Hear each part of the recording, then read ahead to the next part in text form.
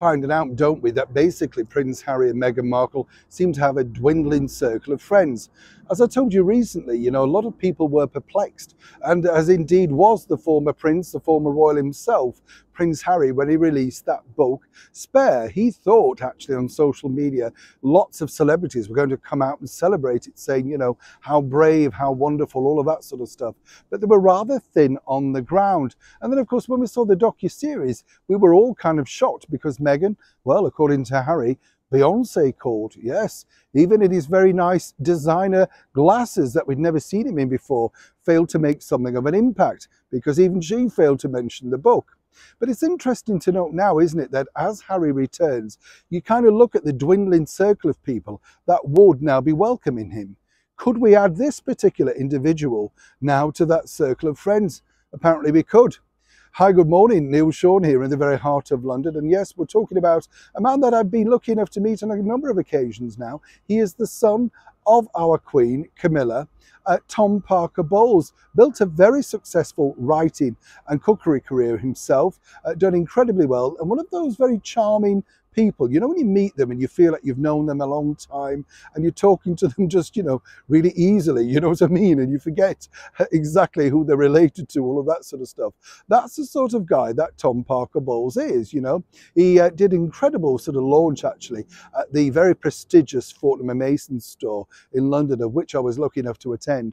And again, you know, sort of said hello amongst all the very busy people, and you think, wow, you know, nice guy. So you can see exactly how Camilla and, of course, her former husband, Andrew Parker Bowles, have brought them up incredibly well.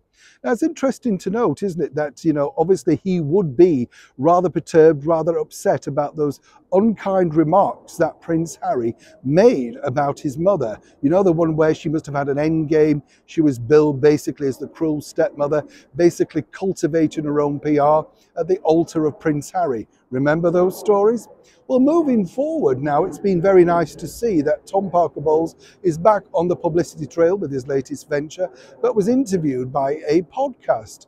And there was a thinly veiled attack against Prince Harry, basically saying, you know, yes, it was hurtful to read nasty and negative things about his mother, but he'd moved on and tried not to let that bother him or indeed notice it, as does his mother, Queen Camilla. I mean, you know, Meghan talked about being thrown to the wolves. This poor lady really did have a very rough time, admittedly not in the world of social media, but it was relentless for years. Sheer hard work, dedication, and the ability to win people over has been the key factor to Camilla coming back literally from Siberia in the PR world. But Tom went a stage further and said, look, you know, it's not very nice. It's not something I totally relate to. And also the bottom line is, you know, you could sense from this podcast that he's not quite through with Harry. This could be a very, very testing time, could it not? As Tom's going to be a pivotal part of the forthcoming coronation events. And when you think about it, you know, Harry and Meghan have really made an absolute hash of all of these things that should really have been a spectacular success and welcoming to the world stage. What we like to see over here is a united royal family. And what Harry and Meghan have basically created is a very diverse family. You know, there's simply one side, theirs and the rest of the British monarchy. And as Tom told a very good source of mine, previous to his marriage, he got on incredibly well with Harry and William, forming a very close bond. And then basically overnight, things changed. I think we know that story, don't we? But let's all wish Tom, the Queen and the King all the very best on what will be, some might say, a very trying coronation day. But as ever, as I say, Tom has impeccable manners and we will not see anything negative coming from his direction, I'm sure. Neil Sean in the very heart of London.